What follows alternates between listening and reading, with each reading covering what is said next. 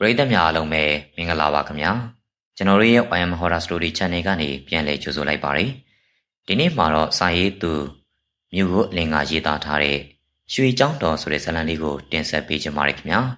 ပရိသတ်များအားလုံးကလည်းနားဆင်ပေးပါဦးခင်ဗျာတကူလာကာလာရဲ့တနင်္ဂနွေနေ့ဖြစ်တဲ့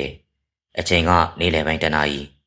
ရခိုင်ရိုးမတွင်းမှာတည်ရှိတဲ့ညောင်ကိုင်းရွာကလေးမှာရွာသားများဟာကိုင်းရလုပ်ငန်းခွင်မှာပြန်လာပြီးတော့နေ့လယ်ကင်းပိုင်းမှာအိမ်မှာနားနေကြတယ်။တေပင်ကြီးတွေနဲ့အရေးကောင်းစွာရနေတဲ့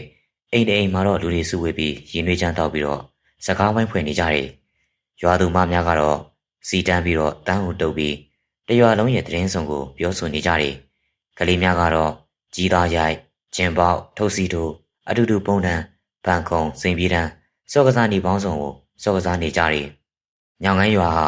မြို့ရနံမရောတဲ့ပဂတိကြီးရွာအငွေတန်များလွှမ်းရှုံနေတဲ့ရွာလေးတွေပါဖြစ်တယ်။ကျွန်ုပ်ပြောပြနေတဲ့နေလယ်ပိုင်းရွာမြင်ကွင်းကတော့တကူးတကသွားကြည့်စရာမလိုပါဘူး။ပုံမှန်အတိုင်းလေပတ်နေတဲ့မပြောင်းလဲပဲရှိနေတဲ့မြင်ကွင်းသာဖြစ်တယ်။ကျွန်ုပ်မှနေလေစားစားပြီးတော့တရေအိပ်ပြီးနိုးလာခဲ့တယ်။ကျွန်ုပ်ရဲ့တပည့်ကျော်များကလည်းတယောက်မှအလဲမလာသလိုနော်ယာကလည်းအိမ်မှာမရှိတဲ့အတွက်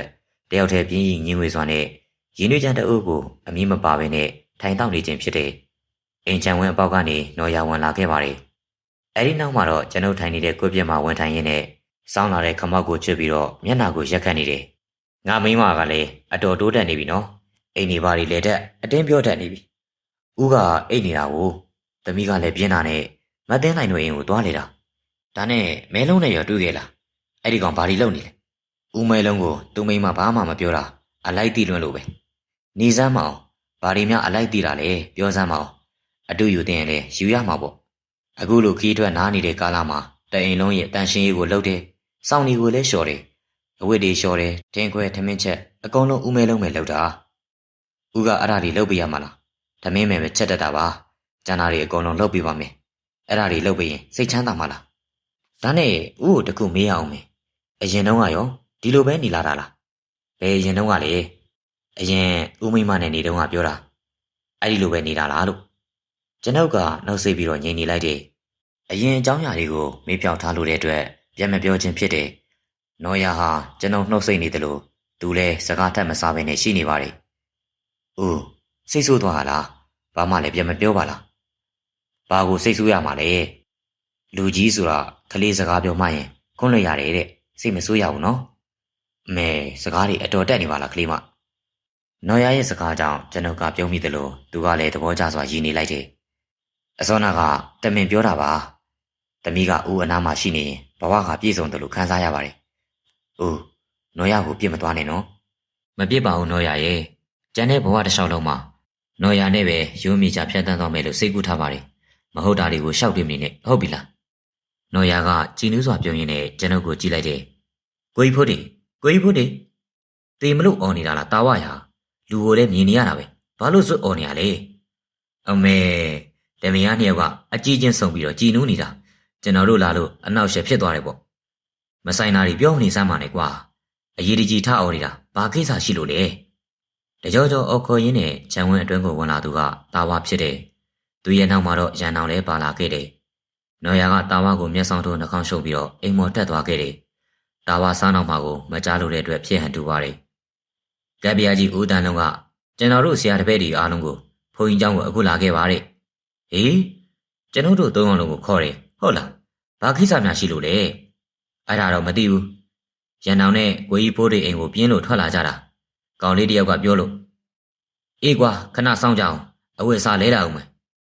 ကျွန်တော်တို့အားလုံးဟာကပ်ပြားကြီးဦးတန်လုံးခေါ်ဒီမှာဘာအကြောင်းရင်းကြောင့်ခေါ်တယ်ဆိုတာမစင်စားတတ်အောင်ရှိနေပါ रे ကျွန်တော်တို့သုံးယောက်လုံးဟာရွာဦးကျောင်းဘုန်းကြီးကျောင်းကိုရှောက်လာရင်းနဲ့မဲလုံးကိုဝင်ခေါ်လိုက်တယ်သုံးယောက်သားကလည်းဘုန်းကြီးကျောင်းကိုရောက်တဲ့အခါမှာတော့ဦးတန်လုံးကိုကျောင်းရဲ့ခြံဝင်းအတွင်းမှာသူထိုင်နေကြကွက်ပြစ်မှာတွေ့လိုက်ရတယ်။ဦးတန်လုံးရဲ့မျက်နှာကအထူးရွှင်မြူးစွာနဲ့ရှိနေပါတယ်။ဦးတန်လုံးငိုချင်းတွေ့ထားလို့လားဗျ။ငိုချင်းတွေ့ရင်တော့မှဒီလောက်မပြောဘူးကွာ။အခုကပျော်လွန်းလို့ကွာ။ဟာဘာများပြောစရာရှိနေလို့လဲဦးတန်လုံးရဲ့ခဏစောင့်နေမကြခင်သိရလိမ့်မယ်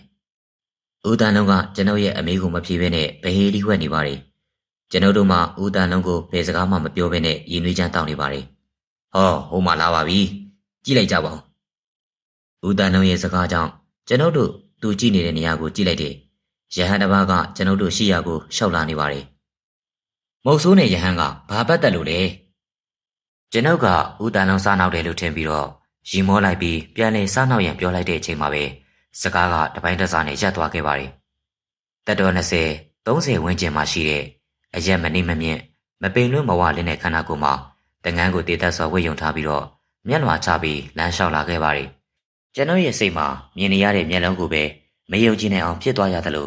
ဝမ်းနဲ့ဝမ်းသာကြည်နူးစိတ်တွေကြောင့်လည်းမျက်ရည်များပင်ရေဝဲသွားပါတယ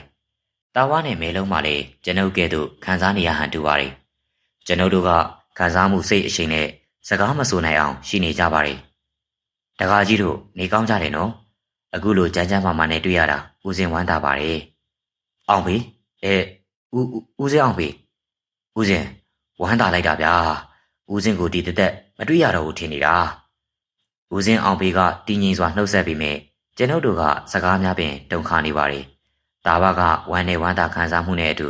မျက်ရည်များကျဆင်းလာပြီးတော့ဦးစင်အောင်ဖေကိုပြေးဖက်ပြီးတော့ငိုပါတယ်အောင်ဖေဒီကောင်လေးငေးကြီးတော့မှာပဲရတယ်တကားကြီးဘာမှမဖြစ်ဘူးဦးစင်အပြစ်မယူပါဘူးဦးတန်လုံးကဝန်ဟန်ဒီကိုဦးစင်အောင်ဖေကငြင်းချမ်းစွာပြုံးရင်းနဲ့ဘူးမယူကြောင်းပြောလာခဲ့တယ်ကျွန်ုပ်ကတာဝါကိုဦးစင်အောင်ဖေနဲ့လူချင်းခွာပြီးတော့ကိုယ့်ပြက်ကောင်းရင်မှထိုင်စီပါတယ်ကျွန်ုပ်တို့ကကိုယ့်ပြက်အောင်မှဖျားခင်းပြီးတော့ထိုင်ပါတယ်ဦးစင်အောင်ဖေကိုဦးချကြော့လိုက်ပါတယ်ဦးတန်လုံးရာဦးစင်အောင်ဖေရောက်နေလို့အခေါ်လွတ်တာလို့တခါတည်းမပြောမင်းတို့ကိုဝမ်းသာစေချင်လို့ပါကွာဦးစင်လေးရောက်တာနဲ့တခါတည်းခေါ်ခိုင်းလိုက်တာဦးစင်ကိုတတိယပေမဲ့ခရီးကဝေးတော့မလာဖြစ်ပါဘူးဦးစင်တယောက်တည်းပဲလာတာလားတောင်ပေါ်ရွာသားတွေကဘေးကင်းတဲ့နေရာထိရောက်လိုက်ပို့ပေးကြပါတယ်ကျန်တဲ့ခီးကတော့ဦးစင်တယောက်တည်းလာခဲ့တာပေါ့တကားဖို့တီတကားမလေးနဲ့ရောလင်မယားချင်းအဆင်ပြေကြလားပြေးပါတယ်ဖေ။သူလည်းဦးစင်းကိုတွေ့ရင်အယံဝမ်းသာမှာပါ။တကားမဲလုံးကရောဘလို့လဲအချိန်ကြီးကောင်းလား။တပည့်တော်နဲ့တင်းတင်းလိုက်ကဒီရောက်တာနဲ့ယူလိုက်ကြပါတယ်ဖေ။မင်္ဂလာပွဲကိစ္စကိုတော့ကိုကြီးဖိုးတီကပဲအားလုံးကိုစီစဉ်ပေးပါတယ်။တကားမဲလုံးကိုအခုလိုတားနဲ့မရနဲ့အတီတကျဖြစ်နေတာကြားတော့ဦးစင်းဝမ်းသာပါတယ်။တကားကြီးတာဝါကရောအရင်တုန်းကလိုအရက်အမှုလွန်ပြီးတော့မိမစီမအရိုက်နဲ့ခံရတော့မဲလား။မေးပါမလားလို့မှန်ပါဗျာတပည့်တော်ကတော့ဦးစင်းမလို့မလိန်တော့ပါဘူးမူးလာရင်အိမ်တကားဖွင့်မပေးလို့အပြင်မှာပစိုးလေးခြုံပြီးတော့ကိုရတဲ့နေ့တွေအထူးထောင်းခံရတဲ့နေ့တွေလည်းမနေတော့ပါဘူးဗျာခင်မွန်းလင်သားကိုတိလက်ရောက်စော်ကားတာငေးကြည့်တယ်ဆိုတဲ့အကြောင်းကိုတက္ကမကြီးကိုတရားဟောပေးပါအောင်ဗျာမဲလုံးရဲ့စကားကြောင့်ကျွန်တော်တို့ကအတန်ထွက်ရေးလိုက်ကြတယ်ဦးစင်းအောင်ဖေကလည်းပြုံးလိုက်ပါတယ်အဲဒီနောက်မှာတော့ရန်အောင်ကိုတေချာကြည့်ပြီးတော့ဒီတကားကိုဦးစင်းမြင်ဘူးတလို့ပဲနေစမ်းမအောင်ဦးစင်းအမှန်မမဟုတ်ဆိုရင်တော့ဒီတကားကတကားကြီးဖိုးတွေကိုတနက်ပြည့်လာပြီးတော့စိန်ခေါ်တဲ့သူပဲမှန်ပါဗျာတပည့်တော်ကရန်အောင်ပါဗျာအရင်ကမမာနထောင်လွှားပြီးတော့အမားတွေလောက်ခဲ့မိပါတယ်အခုအချိန်မှာတော့ကိုဖိုးတွေစီမှာတပည့်အဖြစ်ခံယူထားပါတယ်တကားရန်အောင်ကမင်းကလေးတွေသဘောကျမဲ့ရုပ်ရည်မျိုးဆိုတော့ဇေယျချေရကိုလိုက်နေပြီလားမနေပါဘူးဗျာတပည့်တော်ကပူပင်တော့ကတွေမခံနိုင်လို့တကူတည်းပဲနေပါတယ်မင်းကလေးတွေနဲ့ပတ်သက်မှုမရှိပါဘူးဗျာဦးစင်းအောင်ဖေကမတိကြအောင်ဆောင်ပြီးတော့တစ်ဖက်ကိုအကြည့်လွှဲထားပါတယ်ကျွန်ုပ်ကိုကြည့်ပြီးတော့ပြုံးနေပါတယ်ဖိုးဒီတို့ဆရာတပည့်တွေလည်းတရားပြခဲ့ပါဦးဗျာမိုးလင်းနာနဲ့သူတစ်ပါးရဲ့အသက်ကိုတတ်ဖို့ပဲကြံစီနေကြတာတကားဖိုးတွေကိုတရားချလို့မရဘူးတကားကြီးတန်တော့ဦးစင်းကိုပြန်ပြီးတော့တရားချသွားလိမ့်မယ်ကျွန်ုပ်တို့ကဦးစင်းအောင်ဖေကိုတွေ့ရတဲ့အတွက်စိတ်ထဲမှာခံစားမှုမျိုးစုံခံစားနေရပါတယ်ကျွန်ုပ်တို့ကတဏီကုံစကားဝိုင်းဖွဲ့ပြီးတော့ပြောနေကြရင်လည်းညနေဆောင်မှအိမ်ကိုပြန်လာခဲ့ပါတယ်ကျွန်တော်ရဲ့စိတ်ထဲမှာဦးစင်းအောင်ဖေကိုဒီသက်မတွေ့ရတော့ဘူးထင်နေတာဝမ်းနေတယ်ပျော်တယ်အခုလိုရဟန်းဝင်းနဲ့တွေ့ရတော့စိတ်ထဲမှာလည်းကြည်နူးတယ်ကိုသားဝဦးစင်းအောင်ဖေကိုအားကြနေတာမလားတငန်းစီးပြီးတော့လိုက်သွားတယ်အားကြရုံပါပဲကွာငါမှသားနဲ့မရနဲ့မိသားစုကိုမစွန့်လွတ်နိုင်သေးဘူးကွာမင်းကလူပြိုကြီးတွေ့တာစရာမရှိတဲ့သူဒီတော့မင်းမဲဝှက်လိုက်ပါလားကျွန်တော်မှမဝှက်ချင်တာဗျာအေးလေငါလည်းမဝှက်ချင်ဘူးကိုချင်းစာလေးကွာကျွန်တော်ကတော့ဦးစင်းအောင်ဖေကိုတွေ့ရတော့ပျော်တယ်အရင်เจ้าတွေကိုတွေးပြီးတော့ဝမ်းလဲနေတယ်ကျွန်တော်တို့ဖြတ်တန်းခဲ့ရတဲ့ခက်ခဲတဲ့နေ့တွေကိုလည်းပြန်တတိရတယ်ဗျာကျွန်ုပ်စိတ်ထဲလည်းမင်းလိုပဲခံစားရပါတယ်မဲလုံးရဲ့အတိတ်ကအရေးတွေကကြုံကြိုက်တုံ၆လန့်နေတော့မှပဲကျွန်ုပ်တို့မှညပိုင်းဖုန်းเจ้าကိုသွားဖို့ချိန်ဆိုပြီးတော့လူစုခွဲလိုက်ပါတယ်ဦးစင်းအောင်ဖေရောက်နေတဲ့အကြောင်းကိုပြောရမှာတော့နော်ယာကလည်း အော်ဝမ်းသာနေပါလေဦးစင်းအောင်ဖေကဘယ်တော့ပြန်มาလဲဦးမသိသေးပါဘူးကွာဟိုကတကားတွေတကာမတွေကအမြန်ပြန်လာစေချင်တယ်တဲ့ဟိုလေဦးတခုလောက်ပြောကြည့်လို့ရမလားပြောလေနော်ရရဲ့ဘာများပြောချင်လို့လဲဒီလိုပါဦးစင်းအောင်ဖေကိုလည်းလိုက်ပို့ရင်နဲ့နော်ရလေရွာကိုတစ်ခေါက်လောက်အလဲပြန်ခြင်းနဲ့နော်ရရဲ့စကားကြောင့်ကျုပ်ကငိုင်းတွေသွားတယ်ဖြစ်နိုင်ရင်တောင်ပေါ်ရွာကိုကျွန်ုပ်ထပ်မသွားချင်ပါဘူးအတိတ်ကိုမေးဖြောက်ပြီးတော့ဘဝတိတ်ကိုစူးစမ်းပြီးတိဆောက်နေရတဲ့ကျွန်ုပ်ဘဝမှာမမေ့နိုင်စရာတိတ်တွေကိုစူးစမ်းပြီးမေးဖြောက်ထားခဲ့ရပါတယ်မိခင်ဖုန်းနေတဲ့ပြလို့လေအဝေးမှာပြလွန့်ပြီးတော့ပေါ်လာတယ်လို့မျိုးကျွန်တော်အတွက်စူးစမ်းပြီးတော့မေးဖြောက်ခဲ့ရတဲ့မေးဖြောက်မှုတွေကပြန်ပြီးတော့အစပေါ်လာမှာကိုစိုးရိမ်နေမိပါတယ်နော်ရဘက်ကတွေးရင်လေသူ့ရဲ့မွေးရဲ့စာတီကိုအလဲပတ်ပြန်ကျင်တာကအမှားမဟုတ်ပါဘူးကျွန်တော်ဟာတပ်ပြင်းတစ်ချက်ကိုလေးပင်စွာနဲ့ချလိုက်ပါတယ်အင်းလေနော်ရလည်းရွာကိုအလဲပြန်ကျင်မှာပေါ့ဦးစင်းအောင်ဖေကိုလိုက်ဖို့ရင်နဲ့တွားကြတာပေါ့ဝမ်းသာလိုက်တာအဲ့ဒါကြောင့်ဦးကိုချစ်နေရတာဟာ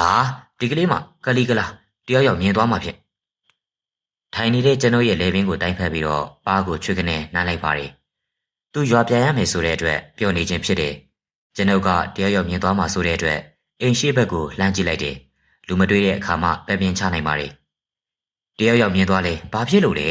လင်မယားတွေပဲဟာဦးကရှက်နေတာလားတယောက်ယောက်သာမြင်သွားရင်တော့ကြီးမဝက်တဲ့ပေါက်တယ်အပြောခံနေရမှာကျင်းသေးတယ်ညနေပိုင်းထမင်းစားတော့ပြီးမှမောင်စာပြိုးတဲ့အချိန်မှာတော့ကျွန်တော်တို့လူစုဟာဘုံကျောင်းကိုထွက်လာခဲ့ပါတယ်ဒါဝါနဲ့မဲလုံးတို့ကသူတို့ရဲ့မိန်းမတွေကိုခေါ်လာကြသလိုကျွန်ုပ်ကလည်းနော်ရကိုပါခေါ်ခဲ့ပါတယ်ဦးစင်းအောင်ဖေဟာလျှောင်းတော်မူဖျားရဲ့ရှေ့မှာပတိစိတ်နေတယ်လို့ဦးစင်းအောင်ဖေပြောလာတဲ့အတွက်ကျွန်ုပ်တို့ဟာဖျားကြီးရဲ့ရှေ့မှာထိုင်ပြီးတော့စောင့်နေကြပါတယ်ဦးစင်းအောင်ဖေတရားထိုင်ပြီးတဲ့အခါမှာတော့ကျွန်ုပ်တို့မှာဦးစင်းအောင်ဖေနဲ့စကားပြောကြပါတယ်ကျွန်ုပ်တို့အဖွဲဟာယခုမှလူစုံတက်ဆုံဖြစ်သွားပါတယ်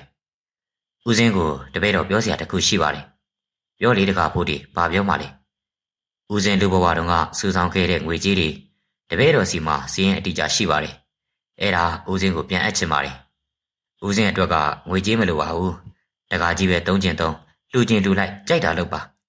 အဲ့ဒီလိုလဲဘယ်ဟုတ်ပါမလဲဗျာဦးစင်းကိုဒီဘက်ဆန်တဲ့ကုသိုလ်ကောင်းမှုလုပ်ရအောင်လို့လက်ခံပေးပါနောက်ပြီးတော့ဒီဘက်ဆန်ကဆုံးသွားတဲ့တကာမကြီးကဦးစင်းရဲ့ရှိရည်အတွက်ရည်ရွယ်ပြီးတော့စူးစောင်းခဲ့တာလေအဲ့ဒါကြောင့်မလို့ဦးစင်းကိုလက်ခံစေချင်ပါတယ်ဦးစင်းအောင်ဖေကငိုင်းတွေ့သွားပါတယ်လူဝင်းနဲ့ရှိစဉ်ကသူ့အတွက်ရည်ရွယ်ပြီးတော့သူ့ရဲ့ရှိရည်အတွက်စဉ်းစားပြီးတော့စူးပေးခဲ့တဲ့ဧကရိရဲ့စေတနာကိုဝမ်းနဲ့ဝမ်းသာခံစားနေပုံရပါတယ်ဒီလိုလုပ်ပါလားတကာဖို့ဒီဦးစင်းဒီဘက်ဆန်တွေကိုစုံပါသားတဲ့တကာမကြီးကိုကုသိုလ်ရအောင်ဘယ်အားတဲခြင်းလဲကြီးကြီးကျယ်ကျယ်တော့မဟုတ်ပါဘူးထုံးဖြူဖြူဇေဒီလေးတဆူတော့တဲခြင်းနဲ့ကောင်းတာပေါ့ဗျာလိုအပ်တဲ့ငွေကိုတပည့်တော်တို့စိုက်လူပါမယ်အရှင်ဖေဟာဘယ်နေရာမှာတဲခြင်းတာလဲပြောပါဗျာဦးစင်းတွေးထားတဲ့နေရာတစ်ခုရှိတယ်ဒီစိတ်ကူးကရှိနေတာကြပါပြီချောင်းပြပိုင်းထိတ်ကချောင်းစုံကြောက်တောင်ပေါ်မှာတဲဖို့စိတ်ကူးထားတယ်ကောင်းပါတယ်ဗျာအဲ့ဒီအနီးနားကပတ်ဝန်းကျင်ရွာသားတွေကိုကိုွယ်လို့ရပါတယ်ဗျာအဲ့ဒါဆိုရင်တော့အဲ့ဒီကိုသွားဖို့အမြန်သာစီစဉ်လိုက်တော့တကားဖို့ဒီဦးစင်းလည်းမိုးမကြခင်တောင်ပေါ်ကိုပြန်တက်ရမယ်ကျွန်တော်တို့ကမမျော်လင့်မင်းနဲ့ဖျားတရံကိစ္စပေါ်လာခဲ့တယ်ဦးစင်းအောင်ပေအတွက်စုထားတဲ့ငွေကြေးများအပြင်ကျွန်တော်တို့ဆရာတပည့်များကလည်းလိုအပ်တဲ့ငွေလိုအားများကိုဦးဆောင်ပေးလုပ်မယ်လို့တိုင်ပင်လိုက်ကြတယ်ညနေလာတဲ့အခါမှာတော့စကားဝိုင်းသိမ်းပြီးအိမ်ပြန်လာခဲ့ကြတယ်ချောင်းစုံဆိုတဲ့နေရာမှာကျွန်တော်တို့ရွာချောင်းရဲ့အထက်ပိုင်းမှာကျွန်တော်တို့ရွာဘက်ကိုစီးဆင်းနေတဲ့ချောင်းတစ်ချောင်းနဲ့တခြားတစ်ဖက်ကိုစီးဆင်းနေတဲ့ချောင်းတစ်ချောင်းဆုံရဖြစ်တယ်အဲ့ဒီချောင်းတစ်ခုဆုံတဲ့နေရာမှာတော့ကြောက်တောင်အသေးလေးတစ်ခုရှိပါတယ်အဲ့ဒီကြောက်တောင်ငယ်လေးကိုမိုးရသည်မှာတော့ရေများပက်လေဝိုင်းနေပြီးတော့မိုးပြက်ရင်ရေနေသွားတတ်ပါတယ်အဲ့ဒီကြောက်တောင်ပေါ်မှာဦးစင်းအောင်ပေကဖျားတယ်မေပြောလာခြင်းဖြစ်တယ်နောက်တနေ့မနေ့ပိုင်းမှာတော့ကျွန်တော်တို့ဟာလိုအပ်တာများကိုစီစဉ်ပြီးတော့နေ့လယ်ပိုင်းအချိန်မှာတော့ချောင်းစုံရှိရာကိုလေနဲ့စီနဲ့တက်ခဲ့ကြတယ်ဖျားတယ်မေပင်ဟန်စီယာကိုမုန်းလွေရွာမှာခေါ်ပြီးတော့တဘာတဲ့ခေါ်လာခဲ့ခြင်းဖြစ်တယ်အဲ့ဒီကြောက်တောင်ထိပ်မှာတော့ဖျားတယ်၍ရမရကြည့်ရှုရန်ခေါ်လာခြင်းဖြစ်တယ်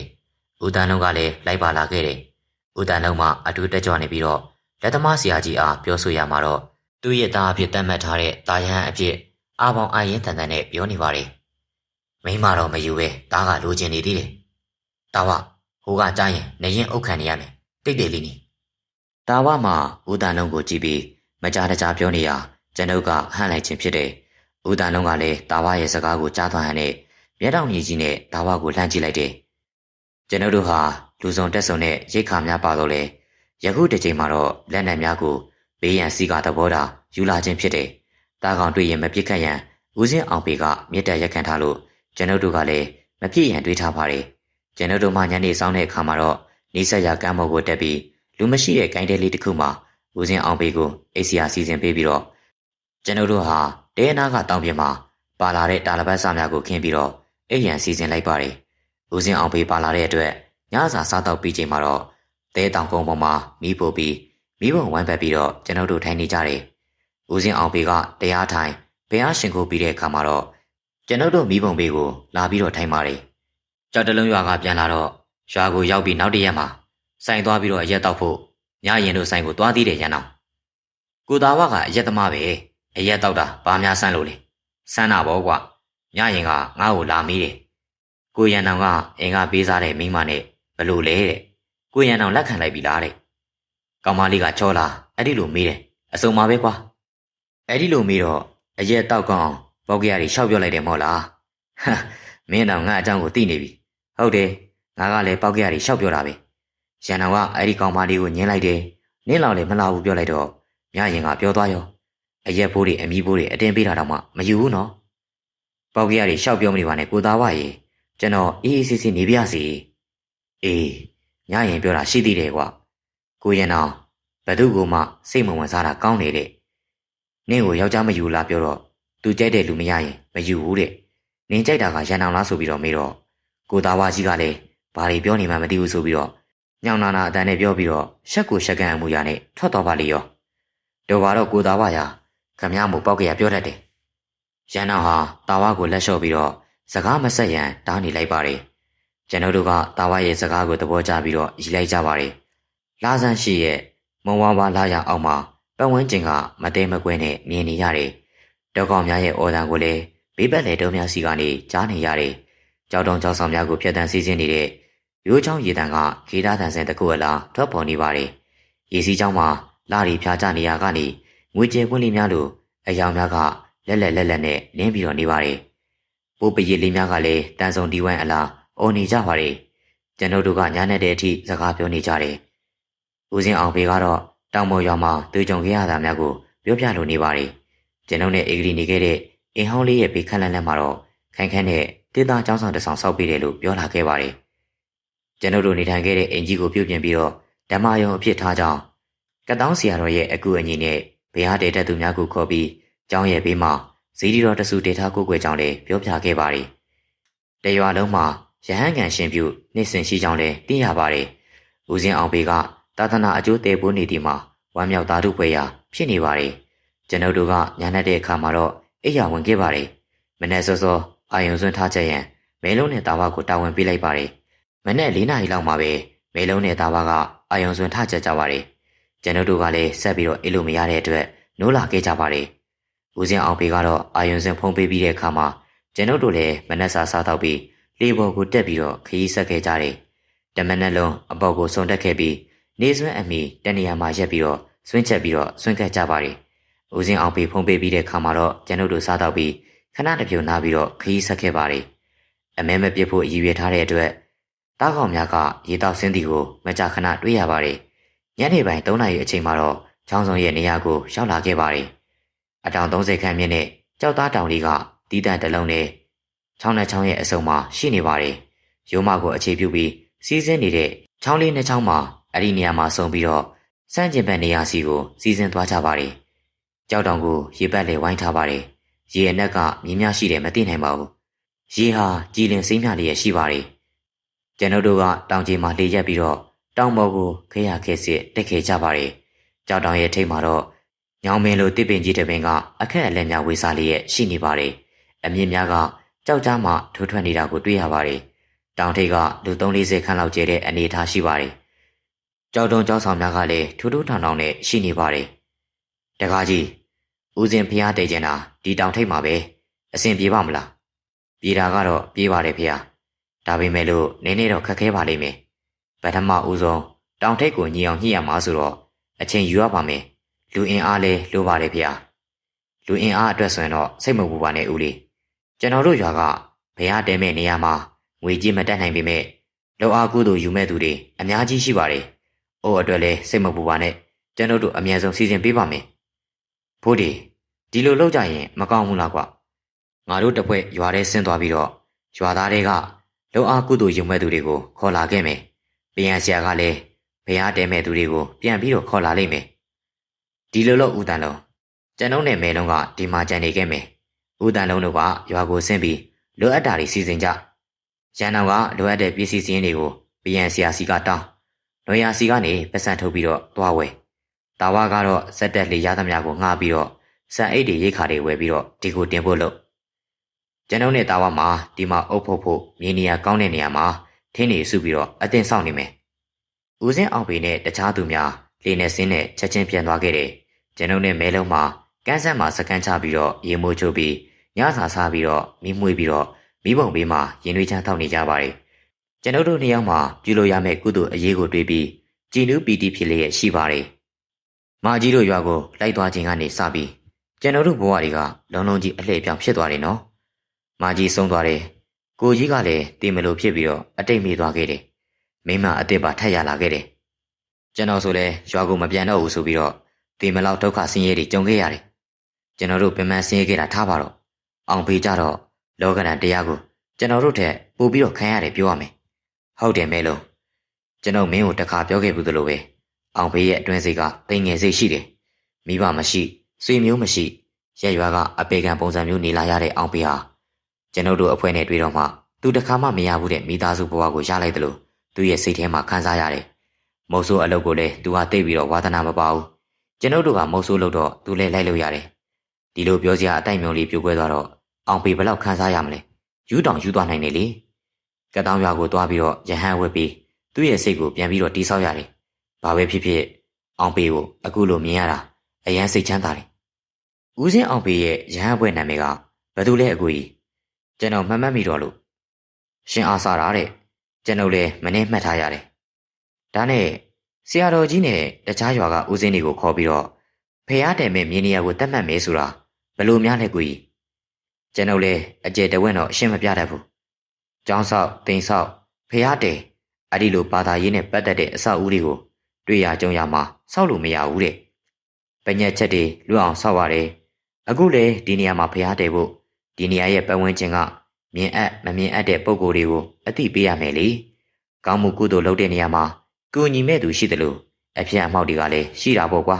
။ကျွန်ုပ်ကမဲလုံးကိုတတ်သမျှမှတ်သမျှပြောနေခြင်းဖြစ်တယ်။ဘာသာတရားနဲ့ပတ်သက်ပြီးတော့အကျေတဝင့်မသိတာကြောင့်ဇတိသဘောသာပြောပြခြင်းဖြစ်တယ်။ဟမ်ရေထဲကိုဘာပြုတ်ကြလဲ။ကြောက်တောင်ပေါ်ကနေကဲလုံးတွေပဲထွက်ကြတာနေမှာပါကွာ။ကျွန်ုပ်တို့စကားပြောနေတဲ့အချိန်မှာပဲဘုရားတဲမဲ့ကြောက်တောင်ပေါ်ကနေရေအိုင်တဲကိုအလွန်လေးလံတဲ့အရာတစ်ခုပြုတ်ကျတဲ့အတန်ကြားလိုက်ရတယ်။မိလုံးနဲ့ကျွန်ုပ်ကမတ်တက်ရက်ပြီးတော့အဲ့ဒီနေရာကိုကြည့်လိုက်တယ်။ရေလိုင်းဝဲကရက်တွေကကန်းဆက်ကိုရိုက်ခတ်လာပါတယ်။မိလုံးတနက်ကိုပြစ်ဖို့အသင့်ပြတာ။ကျွန်ုပ်ကဘေးနားမှာချထားတဲ့တနက်ကိုယူပြီးတော့မောင်းတင်ပြီးအသင့်ပြင်ထားတယ်။မိလုံးကိုလည်းစိုးရင်တကြီးနဲ့တတိပေးလိုက်တယ်။လာရောက်အောက်မှာတော့ကျွန်ုပ်တို့တွေ့လိုက်ရတာကကြောက်တောင်အနီးရေထဲကနေရေလှုပ်တံများနဲ့အတူကန်အနီးရေတိုင်မိုင်းကိုရောက်လာတဲ့အခါမှာတော့ရေထဲမှရှောက်လာသူကိုထင်ရှားစွာတွေ့လိုက်ရပါတယ်။တထောင်ကရှည်တဲ့အမွှေးမြင်များကိုတကောလုံးကိုပုံပြီးတော့အစိမ်းရောင်တောက်ပနေတဲ့တံမြာသီးခံရှိတဲ့မျက်လုံးကြီးနှလုံးအပြင်ဘက်ကိုတထွားလောက်ငေါထွက်နေတဲ့အဆွဲကြီးနှချောင်းရှိတဲ့မကောင်ဆိုးဝါးကြီးတစ်ကောင်ကိုတွေ့လိုက်ရပါတယ်။အရက်ကတော့10တောင်ခန့်ရှိမယ်လို့ခန့်မှန်းရပါတယ်။ခန္ဓာကိုယ်ဟာကြီးမားတုတ်ခိုင်ပြီးဝမ်းပိုက်ကရာဝင်အိုးကြီးအလားရှေ့ကိုစူထွက်နေပါတယ်။ဒူးစင်ခတ်ရေအတိမ်နဲ့ကိုရောက်တဲ့ခါမှာတော့တထောင်ခန့်ရှီဘွားကြီးကိုအပေါ်ကိုမြောက်တင်လိုက်ပါတယ်။ပြီးတဲ့အခါမှာတော့အောက်ကိုအချိန်နဲ့နင်းရှာလိုက်ပါတယ်။ကျွန်ုပ်တို့မှမြင်တွေ့နေရတဲ့မကောင်ဆိုးဝါးကြီးကိုမျက်ခြေမပြတ်စိုက်ကြည့်ရင်းနဲ့ပြစ်ဖို့အသင့်ပြင်ထားလိုက်ကြတယ်။မင်းတို့ဒီတောင်ကုန်းပေါ်မှာဘယ်ဟာတဲဖို့ငါခွင့်မပြုဘူး။ဒီနေရာကငါအပိုင်ပဲ။ငါသဘောကိုဆန့်ကျင်ရင်မင်းတို့အကုန်လုံးအသေးပဲ။ဩရှာကွဲတဲ့အတန်ကြီးနဲ့ကျွန်ုပ်တို့ကိုကျင်းဝါပြောဆိုလာခဲ့တယ်။အကုသို့များလို့မကောင်ဆိုးဝါးဘဝရောက်နေတာတောင်မှကုသိုလ်လုံးမဲ့ကိစ္စကိုလာတားနေတဲ့မကောင်ဆိုးဝါးပဲ။မကောင်ဆိုးဝါးဘဝမှာနောက်ထပ်သေးဖို့စဉ်းစားထားပြီတော့မဲလုံးဒူမီတနက်ကိုထားလိုက်ရန်အောင်ရဲ့တနက်ကိုယူပြစ်ကျွန်ုပ်ကစပြီးတော့မကောင်ဆိုးဝါးကိုပြစ်ခတ်လိုက်တယ် မဲလုံးကလည်းရမ်းပြေးထားတဲ့တူမီတက်နက်နဲ့ပြစ်ခတ်နေတယ်ကျွန်ုပ်တို့ပြစ်ခတ်လိုက်တဲ့အချိန်မှာပဲမကောင်းဆိုးဝါးကြီးကခဏသာရပ်တန့်ပြီးတော့ရှေ့ကိုဆက်တိုးလာခဲ့တယ်ကျွန်ုပ်မှမဲလုံးအားရန်အောင်ထားခဲ့တဲ့တနက်ကိုယူပြရန်ပြောလိုက်ခြင်းဖြစ်တယ်တနက်တန်များကတိတ်ဆိတ်နေတဲ့ပတ်ဝန်းကျင်မှာစူညံသွားခဲ့ပါတယ်မကောင်းဆိုးဝါးကတော့ရှေ့ကိုဆက်တိုးလာခဲ့ပါတယ်အကူကြီးဘယ်လိုလုပ်ကြမှာလဲရှေ့ကိုတိုးလာနေတာပြစ်ထားမဲလုံးမရက်လိုက်နဲ့ကျွန်ုပ်ကတနက်ကိုဘေးကိုပြေးချပြီးတော့မိဘမှာဆွဲနေတဲ့ထင်းချောင်းများကိုပြစ်လိုက်တယ်ရေဆူနေတဲ့ခန္ဓာကိုယ်ကြီးကိုထိပြီးတော့မိများကရှေကနေငိမ့်သွားတယ်တာဝတနက်ကိုချထားလိုက်တော့ရော့တော့ကျွန်ုပ်ကတနက်နဲ့ပြစ်ပြီးအခြေအနေမဟန်တဲ့အတွက်အနီးနားမှာတိတ်ကိုင်းကြောက်တစ်ချောင်းကိုမဲလုံးကိုပြစ်ပေးလိုက်တယ်ကျွန်ုပ်ကိုယ်တိုင်ကလည်းတိတ်ကိုင်းကြောက်တစ်ချောင်းကိုကင်ပြီးတော့မကောင်းဆိုးဝါးရဲ့ခြေသလုံးကိုဖျက်ရိုက်လိုက်တယ်တိတ်ကိုင်းကြောက်ကကျိုးသွားခဲ့တယ်မကောင်းဆိုးဝါးကြီးကလည်းကျွန်ုပ်ကိုသူ့ရဲ့လက်ကြီးတစ်ဖက်နဲ့လွှဲရိုက်လာတဲ့အတွက်အလင်းအမြန်လှိမ့်လိုက်ရတယ်ကျွန်ုပ်မှမြေကြီးမှထရန်ပြင်ဆင်နေတဲ့အချိန်မှာပဲမကောင်းဆိုးဝါးကြီးကကျွန်ုပ်အားကြီးမားကျေပြန့်တဲ့သူ့ရဲ့ခြေထောက်ကြီးနဲ့ကျွန်ုပ်ကိုဖိပြီးနင်းချလာခဲ့တယ်ကျွန်ုပ်မှဘေးကိုအလင်းအမြန်ရှောင်တိန်လိုက်ရတယ်ခြေဘွားကကျွန်ုပ်ပထမရှိနေတဲ့နေရာကိုအချိန်နဲ့ကြာဆင်းလာပြီးတော့မြေကြီးနဲ့ခြေဘွားတီးတံကကြေလောင်စွာနဲ့ကြားလိုက်ရတယ်နောက်တစ်ချိန်မကောင်းဆိုးဝါးကြီးကကျွန်ုပ်ကိုနင်းရန်ကြိုးစားလာတဲ့အချိန်မှာပဲမဲလုံးကမန်သွင်းအော်ဟစ်ပြီးတော့မကောင်းဆိုးဝါးကြီးကိုလက်လန်းမိတဲ့နေရာကိုလှမ်းပြီးတော့ရိုက်လိုက်တယ်မကောင်းဆိုးဝါးကြီးမှာကျွန်ုပ်ဘက်မှအာယုံပြောင်းသွားပြီးတော့မဲလုံးကိုသူ့ရဲ့လက်နှစ်ဖက်နဲ့လိုက်ပြီးတော့ဖမ်းဆွဲနေပါတယ်မဲလုံးကလည်းမကောင်းဆိုးဝါးရဲ့လက်မှအသေးအတန်ရှောင်တိန်နေရပါတယ်မဲလုံးဒီကောင်ကြီးကိုခဏထိန်ထားကျွန်ုပ်ကမဲလုံးကိုတတိပေးရင်းနဲ့အပေါ်အင်းကြီးကိုချစ်ပြီးမိဘုံနာကိုတင်းချောင်းတစ်ချောင်းမှာပတ်ပြီးတော့ခြိလိုက်ပါတယ်အဲဒီနောက်မှာတော့ကျော်ဘိုးအေးရဲ့ဘေးမှာချထားတဲ့ရေနံစီပလင်းနဲ့အင်ကြီးကိုလောင်းလိုက်ပြီးတော့မိဘုံမမီးနဲ့ချိုးလိုက်ပါတယ်မိကဟုံကနေတောက်လာခဲ့တယ်ကျွန်ုပ်ကမိတို့ကိုကန်ပြီးမကောင်းဆိုးဝါးကိုပြေးပြီးတော့ဝင်ရိုက်တယ်မကောင်းဆိုးဝါးကြီးရဲ့ခန္ဓာကိုယ်ကမိတို့နဲ့ရိုက်မိရမှာတော့အမွေးများကိုမီးလောင်ရာကနေညှော်နှက်များထွက်လာခဲ့ပါတယ်မကောင်းဆိုးဝါးကြီးမှာရှေ့ကိုမတိုးဝင်မနဲ့နောက်ကိုဆုပ်လျက်ရှိနေပါတယ်မဲလုံးကအထုပ်ပိုးများရှိရာကိုပြေးသွားပြီးတော့ရေနံစီပလင်းများကိုယူပြီးရေနံနဲ့မကောင်းဆိုးဝါးကြီးကိုလိုက်ပတ်နေပါတယ်ရှည်လျားတဲ့အမွေးများကိုရေနံထိပြီးတော့ကျွန်ုပ်ကမိတို့နဲ့ရိုက်တဲ့အချိန်မှာတော့အမွေးများကိုမီးလောင်ကုန်ပါတယ်မကောင်းဆိုးဝါးကြီးမှာအမွေးရှည်များမီးလောင်တဲ့အခါမှာတော့နာကျင်စွာအော်ရင်းနဲ့ရေထဲကိုဆင်းပြေးသွားပါတယ်ရေထဲမှာတဆင့်ဖျားတဲမဲ့ကြောက်တောင်မို့ကိုပြေးထက်သွားပါတယ်တပင်ထဲသောတစ်ပင်ကြီးပေါ်မှာမကောင်းဆိုးဝါးကြီးတက်ပြေးသွားတာကိုမြင်ရပြီးတော့တစ်ပင်ကြီးမှရှင်းအောင်ရိမ့်ထိုးသွားပါတယ်မင်းတို့ကငါတတ်မယ်ဟာဒီမကောင်းဆိုးဝါးကအတော်လေးထွားတာပဲကဲကွာမကြေမချမ်းနဲ့တောက်ခေါက်ပြီးတော့ကျင်းဝါနေတာကြောင့်ကျွန်ုပ်မှစိတ်တူပြီးတော့တနက်နဲ့သုံးချက်ပစ်လိုက်တယ်အဲ့ဒီအချိန်မှာတော့လှုပ်ရမ်းနေတဲ့တစ်ပင်ကြီးကငြိမ်သွားသလိုနောက်ထပ်လည်းအတန်ထွက်ပေါ်မလာတော့ပါဘူးမကောင်းဆိုးဝါးကြီးမင်းဒီညနေရာရွှေ့ရင်ရွှေ့ထားဘာလို့ရွှေ့ခိုင်းတာလဲဆိုတော့မနှက်ဖန်မင်းနေတဲ့အပင်ကိုခုတ်လဲမှာမို့ပဲကြိုတင်သတိပေးထားတယ်နော်ကျွန်ုပ်ကမကောင်းဆိုးဝါးကိုရည်ရွယ်ပြီးတော့အော်ဟစ်ပြောဆိုလိုက်တယ်ကျွန်ုပ်တို့နှစ်ယောက်ဟာတဲပြင်းပေါ်မှာခြေပြက်လက်ပြက်ထိုင်ချလိုက်တယ်မောလိုက်တာကွာဖေးရတောင်မတရားသေးဘူးအဖြစ်အမောက်ကစပြီကြည်ရတဲ့လောက်ကတော့မကောင်းဆိုးဝါးကတိပင်ပေါ်မှာနေပုံရတယ်ကိုကြီးတေးကြတာပေါ့မဲလုံးရသူနေတဲ့နေရာမှာဘယ်ရတယ်မှာဆိုတော့သူ့နေရာကိုရွှေ့ရမှာဆိုလို့ကျွန်ုပ်တို့ကိုရန်ပြူတာပဲတိပင်ကိုတကယ်ခုတ်မှလားကိုကြီးနောက်လေခုတ်ရမယ်အတူတူအခုကလေးကခုတ်ပြရမှာပေါ့မဲလုံးရဘာလဲအပင်ခုတ်ရမှာကြောက်လို့လားကြောက်လို့မဟုတ်ပါဘူးဗျာဓမ္မကတချောင်းနဲ့ပါတာလေတဏီကုံခုတ်ရင်တောင်မှအပင်ကလဲပါမလားလို့တွေးနေတာဒါနဲ့ခုတ်ရင်လူပင်မန်းမယ်အချိန်ကြမယ်စိတ်မပူပါနဲ့နီလန်ရှိပါတယ်အကိုကြီးအိတ်မယ်ဆိုအိတ်လေကျွန်တော်ကင်းဆောင်ပေးမယ်ဟိုမကောင်းဆိုးဝါပြန်လာခြင်းလားနေမှာပြောလို့မရဘူးလာခြင်းလာအောင်မှာအလဲကျစောင့်အိတ်ကြတာပေါ့ကျွန်ုပ်ကအရင်အိတ်နှင်ပြီးတော့မဲလုံးကကင်းဆောင်နေခြင်းဖြစ်တယ်ညဦးပိုင်းကျွန်ုပ်နိုးလာတဲ့ချိန်မှာတော့ကျွန်ုပ်ကတလဲကင်းဆောင်ပေးရင်းနဲ့မဲလုံးကိုအိတ်ခိုင်းလိုက်ပါတယ်အာယံဦးလင်းချက်တွင်တဲ့အချိန်အထိမြည်သည့်အနောက်ချက်ကိုမှမကြုံရတော့ပါဘူးမဲလုံးနိုးလာတဲ့အခါမှာတော့မနက်စာချက်ပြုတ်စားတော့ပြီးတော့တောအတွင်းကိုဝင်ပြီးကညင်ပင်များကိုရှာကြပါတယ်ကညင်ပင်များကိုတွေ့ရတဲ့အခါမှာတော့အစည်းများကိုရသလောက်စူးစောင်းပြီးထင်းတယောက်တစ်စီးခွေပြီးတော့ထမ်းလာကြပါတယ်လမ်းမှာတင်မင်းပင်များကိုတွေ့ပြီးတင်မင်းပင်မှတထောင်ခန့်အရှိအကိုင်းတစ်ခုကိုခုတ်ဖြတ်လာခဲ့ပါတယ်တောငှက်ပြောပင်များကိုခုတ်ပြီးဖောင်ငယ်တစ်ခုဆက်ပြီးတော့ထင်းစည်းနဲ့လိုအပ်တာများကိုခုတ်ပြီးဖောင်မော်ကိုတင်းလိုက်ကြပါတယ်ဖောင်ကိုຫນွေကျိုးရှည်ကျိုးအစားတစ်ဖက်နဲ့ချီနှောင်ပြီးတော့ဘုရားတဲမဲ့ကြောက်တောင်ရှိရာကိုကိုလွတ်ကူးသွားကြပါတယ်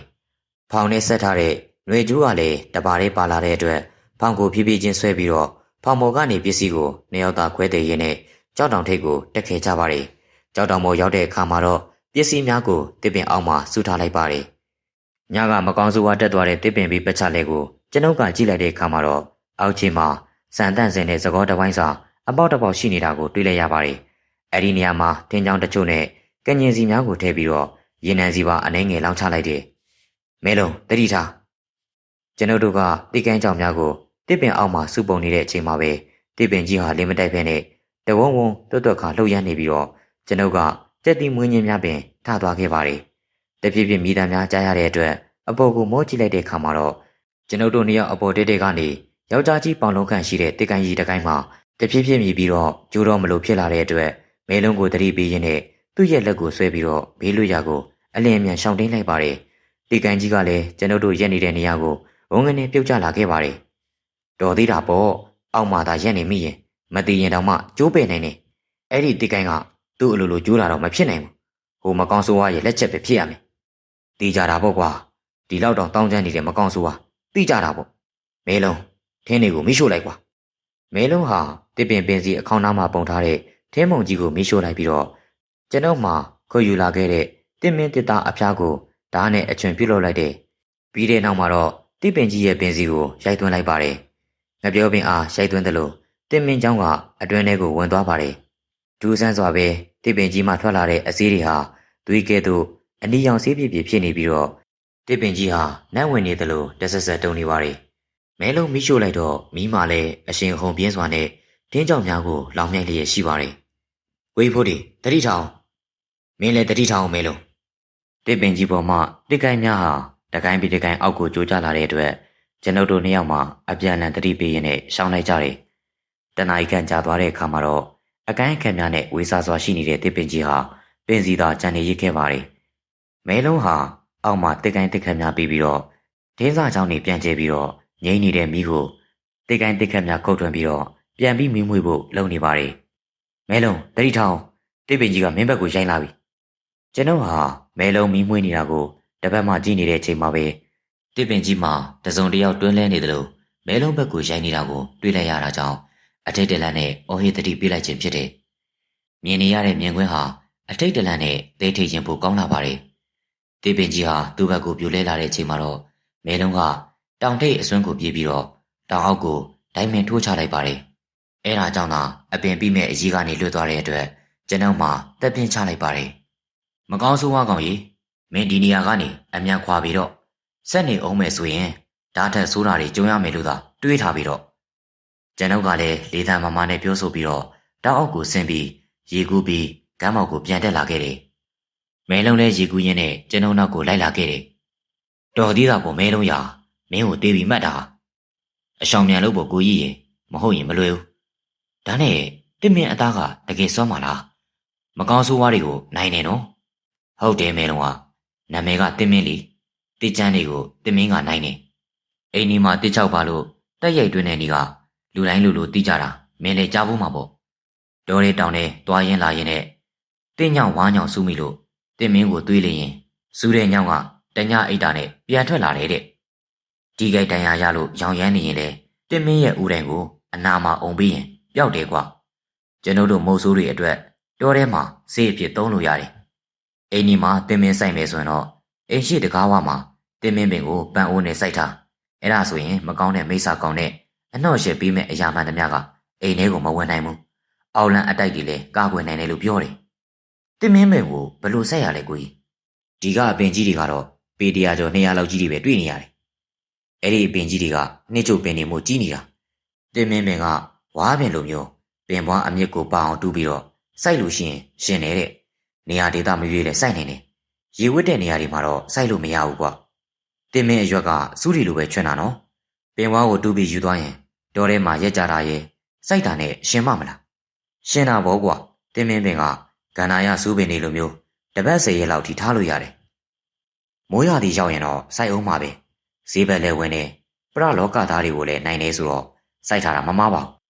ကျွန်ုပ်နဲ့မဲလုံးမှာကန်းဆက်မှာရေချိုးရင်းနဲ့တင်မင်းပင်ရဲ့အစွမ်းထက်ပုံကိုပြောနေကြခြင်းဖြစ်တဲ့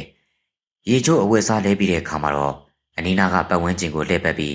အုပ်ဖို့လို့ကောင်းမဲ့မြေသားနေရာများကိုလိုက်ရှာလိုက်ပါတယ်။နေရာတွေ့တဲ့အခါမှာတော့အဲ့ဒီနေရာကိုခုတ်ထွင်ချင်းလင်းကြပါတယ်။ဒင်းကြောင်များကိုရသလောက်ရှာပြီးတော့စုပုံရင်းကနေတနေကုန်အလုတ်များနေပါတယ်။ညနေဆောင်မှာတော့အလုတ်သိမ့်ပြီးရေမိုးချိုချက်ပြုတ်စားတော့ပြီးရင်းနှွေးချမ်းတောက်ပြီးမဲအိတ်ကင်စကားပြောနေကြပါတယ်။ရွာလေးကိုသွားတဲ့အဖွဲ့တွေမနေ့ကလောက်တော့ပြန်ရောက်မယ်ထင်တဲ့ကိုကြီး။ရောက်ပါမလားကွာ။ရောက်မယ်မထင်ဘူးမဲလုံး။သူတို့လည်းလုံးဝကန်ရပြင်းရဆရာမအများသားဆိုတော့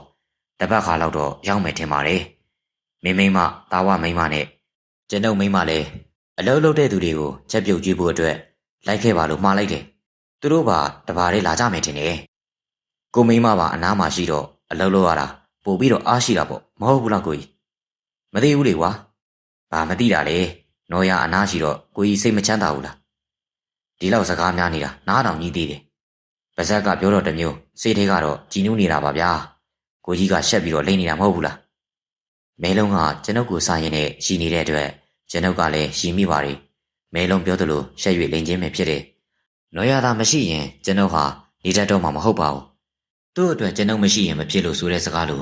ုသူမရှိရင်လည်းကျွန်ုပ်ဟာမဖြစ်တော့တဲ့အခြေအနေမျိုးကိုရောက်နေပါတယ်။တို့ရမှာအနေငယ်ရှက်နေတဲ့အတွက်အဲ့ဒီစကားကိုနော်ရကိုလည်းမပြောဖြစ်သလိုကျွန်ုပ်ရဲ့လူများကိုလည်းမပြောဖြစ်ပါဘူး။ကိုကြီးဟိုမှာလှေတွေကဒီဘက်ကိုလာနေကြပါလား။ကျွန်တော်တို့အဖွဲ့သားတွေလားတခြားကလူတွေလားမသိဘူး။မပြောတတ်ဘူးမဲလုံးကြီးလိုရမယ်ရတနတ်တော်ပြင်ထား။ကျွန်တော်တို့နှစ်ယောက်စကားပြောနေတဲ့အချိန်မှာပဲချောင်းနှစ်ဘက်စီကနေလှေများကိုလော့ခတ်ပြီးတော့အပေါ်တက်လာတာကိုတွေ့လိုက်ရပါတယ်။ချောင်းနှစ်ဘက်မှာတက်လာတဲ့လှေများဟာဘုရားတဲမဲ့ကြောက်တောင်ရဲ့အနီးကိုရောက်တဲ့အခါမှာတော့ပေါင်းစုံသွားကြပြီးကျွန်တော်တို့ရှိရာကမ်းဆက်ကိုရောက်လာခဲ့ကြပါတယ်။လေဦးပိုင်းမှာလှေနှစ်စီးမှာအနှဲငယ်ထူးဆန်းနေပါတယ်။တစည်းဟာလေဦးကောင်းကိုဦးတောင်နဲ့အတောင်ဖြန့်နေတဲ့ပုံထွန်းထားပြီးတော့စီးရောင်စုံများတုပ်ထားပါတယ်။လေဦးကိုဦးပိုင်းထောင်ပြီးတော့ပြုတ်လုထားတဲ့အတွက်ဦးတောင်ငက်ကတောင်ပံဖြန့်ပြီးတော့ပြန်တမ်းမဲ့အသွင်ရှိတဲ့လေတစည်းနဲ့အတူနောက်ထပ်လေတစည်းမှလည်းသိငှက်တကောင်တောင်ပံဖြန့်ထားတဲ့ပုံနဲ့ထွန်းထူထားပါတယ်။ထွန်းထားတဲ့လက်သမားဆရာကအလွန်ကိုလက်ရမြောက်တယ်ပြောရမှာပါ။လေဦးထိန်မှာငှက်နှစ်ကောင်လုံးဟာလက်ရမြောက်လွန်းတဲ့အတွက်ဖြစ်တယ်။ကျန်တဲ့လေများကရိုးရိုးလေများသာဖြစ်တယ်။လေနဲ့စီးတာထူးဆန်းသည်မဟုတ်ပါဘူး။လေပေါ်မှာပါတဲ့သူတွေကလည်းထူးဆန်းနေပါတယ်။ဦးတော်ငှက်လေပေါ်မှာတော့အစိမ်းရောင်ဝတ်စုံဝတ်ဆင်ထားတဲ့မိန်းကလေးတစ်ယောက်ရပ်နေပါတယ်။ဝတ်စုံကတော့ရှေးခေတ်မင်းသမီးတွေဝတ်ဆင်ထားတဲ့ဝတ်စုံမျိုးဖြစ်တယ်။လေဦးထိန်မှာမတ်တရက်ပြီးတော့စီးနှင်းနေပါတယ်။လေပေါ်မှာတော့တခြားမိန်းကလေးများပါလာတာကိုတွေ့လည်ရပါတယ်။သိငှက်လေပေါ်မှာလည်းရှည်လျားတဲ့အရက်တောင်းတင်းတဲ့ခန္ဓာကိုယ်နဲ့မင်းကြီးမင်းသားများဝတ်ထားတဲ့အနီးရောင်အဝတ်စားကိုဝတ်ဆင်ထားကြပါတယ်။တရှိတလက်ကိုခါမှချိတ်ဆွဲထားပါတယ်။သူ့ရဲ့လေပေါ်မှာတော့ဓားလန့်များကင်ထားတဲ့နောက်လိုက်များကိုတွေ့လည်ရပါတယ်။လေနှစ်စီးရဲ့နောက်မှာနောက်ထပ်46စီပါလာခဲ့ပါတယ်။လေအားလုံးဆိုပါက18စီဖြစ်တယ်။လေများဟာကျွန်ုပ်တို့ရှိရာကမ်းဆက်ကိုရောက်လာတဲ့အခါမှာတော့ငှက်လေနှစ်စီးပေါ်ကနေမိန်းကလေးနဲ့ယောက်ျားလေးများဆင်းလာပြီးတော့ကျွန်ုပ်တို့ရှိရာကိုရှောက်လာခဲ့ပါတယ်။သူတို့နောက်မှာမိန်းကလေးများနဲ့အတူလက်နက်ကင်များပါလာခဲ့ကြပါတယ်။လက်နက်ကင်လာသူများဟာကျွန်ုပ်တို့ကိုခက်လန့်လန့်မှဝိုင်းပြီးဓားလန့်များကိုအသင့်ပြင်ထားတာကိုတွေ့ရပါတယ်။ငှက်လေးနှစ်စီးပေါ်မှာယောက်ျားနဲ့မိန်းမကကျွန်ုပ်တို့ရှိရာကိုရှောက်လာပြီးတော့ရှေ့ဝါတရဲ့အကွာမှာတော့ရပ်နေလိုက်ပါတယ်။ငွေပြန့်တဲ့ပန်းရံနှံများကကျွန်ုပ်တို့ရဲ့ပတ်ဝန်းကျင်မှာလွှမ်းခြုံသွားပါတယ်။ကျွန်ုပ်နဲ့မဲလုံးဟာထူးခြားတဲ့အခြေအနေကိုကြုံနေရတဲ့အတွက်တနက်ကိုတင်းတင်းဆုပ်ကန်ပြီးတော့ပတ်ဝန်းကျင်ကိုတတိမလက်ဖဲနဲ့အကဲခတ်နေပါတယ်။ကျွန်ုပ်တို့ရှိမှရပ်နေတဲ့သူနှစ်ယောက်ကတော့ဂျုံမောလှပကြသူများဖြစ်ပါတယ်။မိန်းကလေးနှစ်ယောက်မှာအရက်9ပေ9လက်မှခန့်ရှိပြီးတော့အသားဖြူတဲ့ဆိုခြင်းထက်ဝန်းဝါတဲ့ဘက်ကိုရောက်နေတဲ့အသားရည်ရှိပါတယ်။လှပကြော်ရှင်တဲ့ကိုနေဟန်ထားဂျုံမောလှပပြပြတဲ့မျက်နှာသားရှိပါတယ်။ဘေးမှာရပ်နေတဲ့ယောက်ျားသားများရဲ့အရက်ကတော့ကျွန်ုပ်နီးပါးလောက်ရှိပြီးတော့ခန္ဓာကိုယ်ကတောင့်တင်းတန်ပါပါတယ်။အသားဖြူပြီးမျက်နှာဥပရိယုတ်ကခန့်ညားပါတယ်။နှကမ်းမွေးရှီကသူနဲ့လိုက်ဖက်ပြီးတော့သပင်ရှီကိုရောင်ထုံးပြီးဘိုးဘဝတထဲကိုဦးကောင်းမှပတ်ထားပါတယ်။လာရောင်ကြောင့်အဝတ်အစားများမှဘောကျင်များမှလည်းအယောင်တစ်ဖြက်ဖြက်နဲ့လင်းနေပါတယ်။နှစ်ယောက်လုံးရဲ့မျက်နှာဟာတင်းမှခက်ထန်လာပါတယ်။မင်းတို့နှစ်ယောက်ကိုယ့်အပြစ်ကိုသိကြမှာပေါ့။အပြစ်ကိုသိရင်အပြစ်အတွက်ပြန်ပြီးတော့ပေးဆက်ရမှာပေါ့။ခမရတို့တွေကဘာတွေပြောနေကြတာလဲ။လူမနေပြီထင်တယ်။ခမရတို့ကိုကျွန်တော်အခုမှတွေ့ဘူးတာပဲ။ခမရတို့ကဇက်အဖွဲကလူတွေလား။ကျုပ်တို့ဇက်သမားတွေနဲ့မသိဘူးနော်။ အတိမိတ်စီလည်းမရှိဘူးလူမားနေတာဖြစ်မယ်ကျွန်ုပ်တို့ကိုပြောလိုက်တဲ့အမျိုးသားရဲ့စကားကြောင့်လူမားနေပြီထင်ပြီးတော့ပြန်ပြီးတော့ရှင်းပြလိုက်ပါတယ်မင်းလုံးကလည်းအဲ့ဒီအဖွဲကိုဇက်သမားများလို့အထင်ရောက်နေပြီးတော့ရှင်းပြနေပါတယ်တိတ်ဆန်းရာဆဆငါတို့ကိုတပင်သေးတွေလို့ပြောလိုက်တာဟာအကြီးမားဆုံးစော်ကားလိုက်တာပဲတောင်းပန်ပါတယ်ဗျာကျွန်ုပ်လူကစကားမပြောတတ်လို့ပါစော်ကားလို့စိတ်မရှိပါဘူးမင်းလုံးရဲ့စကားကိုမိန်းကလေးကဒေါသပောက်ကွဲစွာနဲ့ပြောလာတဲ့အတွက်ကျွန်ုပ်ကကြားဝင်တောင်းပန်လိုက်ခြင်းဖြစ်တယ်မင်းတို့ကအခုအထိကို့အပြစ်ကိုဝန်မခံကြသေးဘူးကိုဟိုတောင်ထိပ်ပေါ်ကငနဲ့ကြီးရဲ့နေရာကိုဖျက်ဆီးပြီးသူ့ကိုထိခိုက်အနာတရားဖြစ်အောင်လုပ်လိုက်တာအပြစ်မဟုတ်ဘူးလားသူ့ကိုကျုပ်တို့ဘိုးဘွားတွေလက်ထက်ကလေးကအဲ့ဒီတောင်ကိုအပိုင်စားပေးခဲ့တာလူတွေကိုဒုက္ခပေးတာမျိုးမရှိဘဲနဲ့သူ့ဟာသူနေခဲ့တာအဲ့ဒါကိုသူနေတဲ့နေရာကိုဖျက်ဆီးတာကအပြစ်မဟုတ်ဘူးလားငနဲ့ကြီးကကျုပ်တို့ကိုတိုင်လို့ရောက်လာရတာပဲကဲမင်းတို့ဘာညင်းအောင်မလဲကျွန်ုပ်တို့နှစ်ယောက်ဟာအမျိုးသားပြောလာတဲ့စကားကိုနားထောင်ပြီးတော့ပါဇက်အဟောင်းသားဖြစ်ကုန်ပါတယ်ကျွန်ုပ်တို့နဲ့ရင်ဆိုင်ခဲ့ရတဲ့မကောင်းဆိုးဝါးနဲ့ပတ်သက်တယ်ဆိုတာကြောင့်လူမဟုတ်ပဲပရလောကသားများဖြစ်ကြောင်းသိလိုက်ရပါတယ်အခုတော့ဒီလူတွေကိုစကားရှိဝေပြောမနေပါနဲ့တခါတည်းတတ်ဖို့အမိန့်လာပေးလိုက်ပါတော့ဟာခမရတို့မတရားမလုပ်နဲ့တော့ကျုပ်တို့ကငြိမ်ခံမဲ့ကောင်တွေမဟုတ်ဘူးလူများတယ်ဆိုပြီးတော့အုပ်စုနဲ့ဖျဲချောက်လို့ရမယ်မထင်နဲ့ရသလောက်တက်ပြီးတော့ခေါ်သွားမှာမဲလုံးကတနက်နဲ့ချိန်ပြီးတော့မမထန်ထန်ပြန်ပြောလိုက်တယ်မင်းကလေးကကျွန်ုပ်တို့ကိုတတ်ခိုင်းနေခြင်းဖြစ်တယ်ရုပ်ရည်စင်ပုံကိုကြည့်ပြီးမောင်နှမလို့ထင်နေကြရာအကိုလို့ခေါ်လိုက်တဲ့အတွက်မောင်နှမတေးကြသွားပါတယ်မင်းတို့မသိခင်မှာအပြစ်ကိုဝန်ခံသွားမလားရိုက်နှက်ပြီးအပြစ်ဝန်ခံအောင်လုပ်ပြီးမှတတ်ရမှာလားဒီမှာငါတို့နှစ်ယောက်ငြိမ်နေတာကိုအကောင်းထင်မနေကြနဲ့တစ်ဖက်သက်ဆွဆွဲပြီးတော့လူတစ်ယောက်ကိုတည်တံပေးအောင်မင်းတို့ကဘာလဲမတရားတာတော့ငြိမ်ပြီးတော့မခံနိုင်ဘူးသူသေးကိုသေးပဲတတ်သိရှိရင်စမ်းလိုက်လေကျွန်ုပ်ကလည်းတနက်မောင်းကိုအသင်ပြင်ထားလိုက်တယ်နင်တို့ဘာလုပ်နေကြတာလဲဒီကလူရန်ကားတွေကိုတက်ကြလေခဏနေအောင်နှမလေးဒီကိစ္စကိုအကိုတော်တေချာစစ်ကြည့်အောင်မယ်ဘာစစ်စရာလိုတော့လို့လဲအကိုတော်ရေဒီနှစ်ယောက်ကိုတခါတည်းတတ်လိုက်ရင်ပြီးတာပဲစေးလက်မှန်ပါလုံးလို့မရဘူးနှမလေးအကိုတော်မှားယွင်ဆုံးဖြတ်မိရင်အထက်ကပေးတဲ့ပြစ်ဒဏ်ကိုအားလုံးခံရမှာဒီတော့ဒီကိစ္စကိုတေချာစစ်မိရမယ်တကယ်လို့အပြစ်ရှိတာထင်ရှားရင်နှမလေးကြိုက်တယ်လို့စီစဉ်ပါဒီနှစ်ယောက်ကိုနှမလေးရဲ့လက်ကိုအပ်မယ်မင်းကလေးကကျွန်ုပ်တို့ကိုတက်ရန်အော်ဟစ်အမိန်ပေးလိုက်တယ်လက်နက်ကင်တွေကဝိုင်းလာကြပြီးတော့ရှေ့ကိုတိုးလာကြတယ်အကိုဖြစ်သူကလက်ဝါးထောင်ပြပြီးတော့သူ့လူတွေကိုဟန်တာပြီးနှမဖြစ်သူကိုပြေးရပြေးချောင်းပြောနေတယ်ညီမဖြစ်သူကတဆွေးထိုးဆန်တော်လေအကိုဖြစ်သူဟာစဉ်းစားချင့်ချိန်တတ်ပုံရကြောင်းကျွန်ုပ်ကသိလိုက်ပါတယ်ဒီမှာခမည်းတော်ကြားထားတာဘလို့ကြားထားမှန်းတော့ကျွန်ုပ်တို့လည်းမသိဘူးဖြစ်စဉ်ကိုအမှန်တိုင်းမကွယ်မဝက်ဖ ೇನೆ ပြောပြပါမယ်ကျွန်ုပ်စကားမှန်ကန်ကြောင်းလဲနောက်မှတွေ့ရလိမ့်မယ်ပြောစမ်းမအောင်ဘလို့ကြောင့်ငနဲ့ကြီးရဲ့နေရာကိုဖျက်ဆီးလိုက်တာလဲကျွန်ုပ်ဟာဘုရားတည်ဖို့အတွက်ကျွန်ုပ်တို့လူစုရောက်လာကြောင်းနဲ့မကောင်းဆိုးဝါးကြီးကကျွန်ုပ်တို့ကိုတပ်ဖြတ်ရန်ချင်းချောက်ပြီးတိုက်ခတ်ရပြန်ပြီးတိုက်ခတ်ရတဲ့အကြောင်းများကိုပြောပြလိုက်ပါတယ်ကျွန်ုပ်ရဲ့စကားကိုကြားတဲ့အခါမှာတော့မောင်နှမနှစ်ယောက်ဟာအံ့ဩတဲ့မျက်နှာအသွင်ပြင်ကိုပြောင်းသွားခဲ့ပါတယ်ခမည်းပြောတဲ့ဘုရားတည်မဲ့ကိစ္စကအမှန်ပဲလားမှန်သလားမမှန်သလားမကြခင်ရက်ပိုင်းအတွင်းမှာသိရပါလိမ့်မယ်ကျွန်ုပ်တို့လည်းဒီကနေဘဲမှမသွားဘူးမကြခင်မှာကျွန်ုပ်တို့လူတွေရောက်လာလိမ့်မယ်အဲ့ဒီတော့မှကျွန်ုပ်ရဲ့စကားမှန်ကြည့်ကြပေါ့မှားတော့မလို့ပဲမကောင်းဆိုးဝါးငနဲ့ကြီးရဲ့စကားကိုယုံပြီးတော့အမားကိုကျူးလွန်တော့မလို့ကောင်းတဲ့အလုပ်ကိုလုပ်ဖို့လာတဲ့သူတွေပဲကျုပ်အမားအတွက်ခမည်းတော်နှစ်ယောက်ကိုတောင်းပန်ပါတယ်ငနဲ့ကြီးပြောတဲ့စကားတွေဘုရားတည်မဲ့အကြောင်းမပါဘူးသူနေတဲ့နေရာကိုတမင်လာပြီးတော့ဖျက်ဆီးတယ်ပြောတာအဲ့ဒီမကောင်းဆိုးဝါးကောင်ကိုမှတ်လာသွားလောက်ဆုံးမရမယ်ငနဲ့ကြီးကိုဖမ်းလိုက်ရမလားကိုတော့အဲ့ဒီကိစ္စကိုတော့နောက်မှစီစဉ်မယ်နှမလေးအခုကဒီကနောင်တော်တွေကိုတောင်းပန်လိုက်မသိလို့ရိုင်းပြတယ်လို့ဖြစ်သွားရင်တောင်းပန်ပါတယ်မောင်ကြီးတို့ဝေမယူကြပါနဲ့ရပါတယ်ကျွန်ုပ်တို့ကဒီကိစ္စကိုစိတ်ထဲမထားပါဘူးအခုလိုအေးချမ်းပြေးသွားတာပဲဝမ်းသာလာပါပြီဒါနဲ့ကျုပ်တို့လည်းဘုရားတည်မဲ့ကိစ္စတွေကိုကုသိုလ်ပါဝင်လို့ရမလားကောင်းတဲ့အလုပ်လုပ်တာပဲဗျာဘယ်သူမဆိုပါဝင်ကူညီလို့ရပါတယ်အခုကဘာတွေလုပ်เสียရှိလဲအခုမှစရမှာဆိုတော့ပထမဦးဆုံးတောင်ထိပ်ကိုတတ်နိုင်တဲ့လောက်ညီအောင်ညှိရမယ် ပြီးတော့မှတခြားဟာတွေကိုလုပ်လို့ရမှာကောင်းပြီလေဒါဆိုရင်ကျွန်ုပ်တို့ပြန်လိုက်အောင်မယ်ဘုရားတဲမဲ့သူတွေကိုဘလို့အန်ဒီယမမကြုံဖို့အတွက်ကျွန်ုပ်လူတွေကိုစောင့်ရှောက်ပေးခိုင်းထားမယ်အခုတော့ပြန်လိုက်ပါအောင်မယ်